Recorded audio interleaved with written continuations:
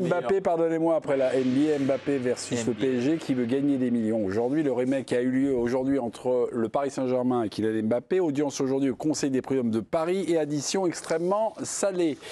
Kylian Mbappé et ses avocats réclament 263 millions au Paris Saint-Germain. Le Paris Saint-Germain contre-attaque et réclame 440 millions. J'ai l'impression d'être Pierre Bellemare. Ce procès non, ce procès est-il plus nuisible pour l'image de Mbappé ou celle du PSG? Sébastien, votre réponse, elle a plusieurs niveaux. D'accord. C'est un lancement, Sébastien, si vous pouviez passer la première position. Je pense que pour le grand public, c'est nuisible à l'image de Mbappé. Bah c'est ça donc. Mais il n'y a pas que le grand public. Ah non, c'est pas ça. Hein. Pour le grand public et pour Joe. Et puis. Ah non, c'est gratuit. Il est grand public. Et, non, mais sérieusement, pour le grand public, je pense qu'il en pâtit. En revanche, si vous analysez vraiment les choses et ce qui s'est passé, par exemple, cet après-midi lors de l'audience, c'est beaucoup plus nuisible à l'image du Paris Saint-Germain. Le problème, c'est que. Mais c'est une bataille d'image avant tout. Non. Non. Pas que ça, mais ça joue. Mais le problème, c'est que, je ne sais pas si ce sera apprécié, mais globalement, la presse nationale, enfin, les radios, ça joue beaucoup, les radios, les télévisions. Ils vont vite dans les flashs, les chaînes d'infos, tout ça. Et c'est ce qui est, voilà, c'est comme ça, c'est la nature de ces choses-là. Et ils vont vite, et puis ils disent quoi? Ils disent, ils réclament 274 millions et tout. Bon, contre, les gens, ils ne comprennent pas. Pourquoi tu penses que c'est plus préjudiciable? C'est une vraie question. Pourquoi tu penses que c'est plus préjudiciable en termes d'image pour le grand public, pour Mbappé, que pour le PSG? Je pense que là, ça peut un tout petit peu évoluer, mais depuis le début de cette histoire, on parle davantage, je te parle encore une fois, dans les médias qui touchent le plus grand nombre. Oui. On parle davantage de, oh là là, Kylian Mbappé qui est parti du Paris Saint-Germain, qui joue au Real Madrid, qui est très bien payé, il réclame encore de l'argent à son club. Et jamais on explique, par exemple, qu'il réclame son dû de salaire, par exemple, les 55 millions. Bon, bah, c'est comme si toi, t'étais pas qu'un salarié des droits. Il y a plein de gens qui l'ont entendu. Moi, je parle du grand public. Oui, mais le grand public, Seb, c'est que. Pardon, mais nous. C'est qu'il les demande. On n'est pas de grand public. On ne parle pas à 4 millions de gens. Non, mais il sait que Désolé. Il le demande à un club qui est dirigé par le Qatar. Et donc, le grand public sait que le Qatar, c'est un État riche. Donc, le PSG est très aimé. Il sait que c'est une histoire de riches qui demande un truc à des riches ou à encore plus riches que lui. Oui, mais le PSG aujourd'hui est très aimé par les gens.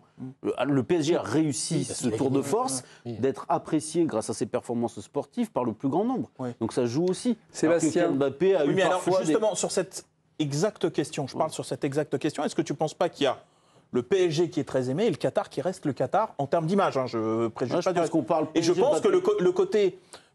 on n'a pas respecté un contrat d'un salarié, ce que tout le monde peut comprendre et même projeter sur son propre cas, doivent se dire, quelles que soient les sommes. Non, c'est pas un salarié, c'est quelqu'un qui gagne des millions. Mais c'est un salarié malgré tout. Non, mais c'est pas la question. C'est pas la question. Mais son patron, c'est pas une PME, c'est le Qatar. l'impact Et le Qatar n'a pas une image folle. Non, c'est vrai. C'est pas la première fois que le PSG a ce genre de comportement à l'égard de ses salariés, en ne respectant pas les droits. Et le PSG reproche quoi à Mbappé? Avoir dissimulé qu'il voulait partir libre. Pour eux, c'était il avait ourdi une sorte de complot depuis le départ, depuis qu'il signe en 2022, en mai 2022. Il fait tout, selon le PSG. Hein. Il y a tous les détails là, les griefs du Paris Saint-Germain et avec l'addition. Mbappé fait en sorte de quitter le club en prenant et l'argent du nouveau contrat, 22-24, et en sachant qu'il partira libre, et donc eux n'auront, à la fin, ils n'auront plus le joueur, donc une valeur sportive qui diminue. Ouais. Ils n'auront pas le moyen de se refaire la cerise financièrement, parce qu'il partira libre.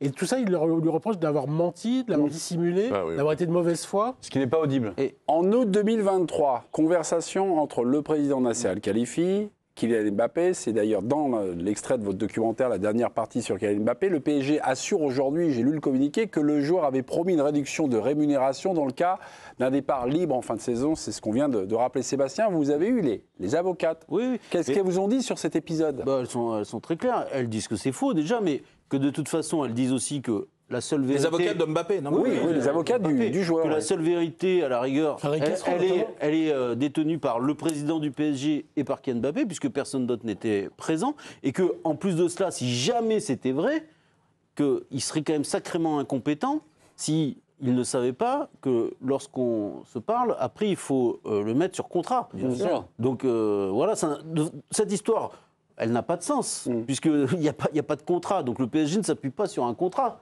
Donc il y a un moment... Mais imaginons le pire pour Mbappé. Imaginons qu'il n'ait pas tenu sa parole. Bon, pourquoi pas.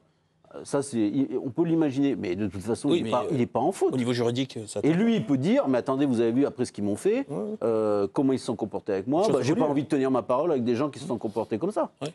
Alors, encore une fois, parce que c'est une audience, ça a duré 4 heures, on était avec Seb, pour le PSG, la parole vaut contrat. Vaut bonne foi. En fait, on peut juger, même s'il n'y a pas un document qui retrace de manière écrite. Parce qu'il y a certains pays où... Pour eux, ils disent la parole du joueur l'engage, donc c'est comme un document écrit. Et là, Frédéric Cassereau, l'avocate de Kylian Mbappé, excellente avocate, évidemment, elle a démonté cet argument. Et il lui reproche aussi, concrètement, en n'ayant pas tenu cette parole qu'il aurait donnée, etc., d'avoir bénéficié d'un contrat que le Qatar... le Paris Saint-Germain ne lui aurait jamais donné s'il avait su qu'il partirait libre. Donc ce sont des reproches comme ça, mais tout ça est un peu évanescent. Parce qu'en fait, dans le droit du travail, il y a des contrats et puis c'est tout. Et inaudible. Tu signes un contrat à un joueur, le joueur peut aller au bout de son contrat. Est-ce qu'on peut partir et quitter libre le Paris Saint-Germain? La réponse est non, quand il a une valeur marchande. Il y a le cas Adrien Rabiot. Justement. Bien sûr. Ou libre sans se fâcher. Mais c'est difficile de quitter d'autres clubs libres. Hein. Regarde Liverpool, Alexandre Arnold. Alors, mais ils ont un peu payé pour le prendre en Marseille, il n'y a pas un joueur semaines. qui a été au placard parce qu'il ne voulait pas partir et voulait aller au bout de son contrat il n'y a pas si longtemps que à Marseille, il y a eu quand même des cas importants, même si c'est des choses un peu différentes. Je trouve ça très bien qu'un joueur puisse respecter son contrat. C'est pas propre au Paris Saint-Germain, donc c'est pas propre au Paris Saint-Germain. Mais là, il y a plein d'histoires. Ça arrive. Il y a plein de clubs beaucoup moins médiatisés, mais de Ligue 1 où effectivement... Tant que, et parfois même avec des jeunes, s'il ne prolonge pas ou s'il ne signe pas son contrat pro, hors de question qu'il joue. Il y a eu d'ailleurs Émile Gillet, qui travaille très souvent pour vous, a écrit un article sur le site L'Équipe il y a 10 jours sur Versailles. Alors là, ils ont été extraordinaires, c'est-à-dire qu'il y avait des caméras, ils le disaient face aux caméras et ça a été diffusé. Alors là, et il y a des conséquences d'ailleurs. C'est extraordinaire, mais ils l'ont fait clairement. Et évidemment, c'est parti. Vous serez fixé le 16 décembre. Exactement. Et il y aura appel. De l'un ou de l'autre. Voilà, si vous voulez être fixé, l'excellent reportage d'Émile Gillet, donc, qui est consultable sur le site Équipe, sur les petites manigances du club de Versailles. J'espère qu'on l'a un peu mis en bas, mais... Mais beaucoup de clubs le font. Il y a la une de l'Équipe avec un entretien d'Aurélien Tchouaméni, et à la une, les gars me disent votre équipe de France, c'est abusé. C'est abusé. Et oui, c'est abusé.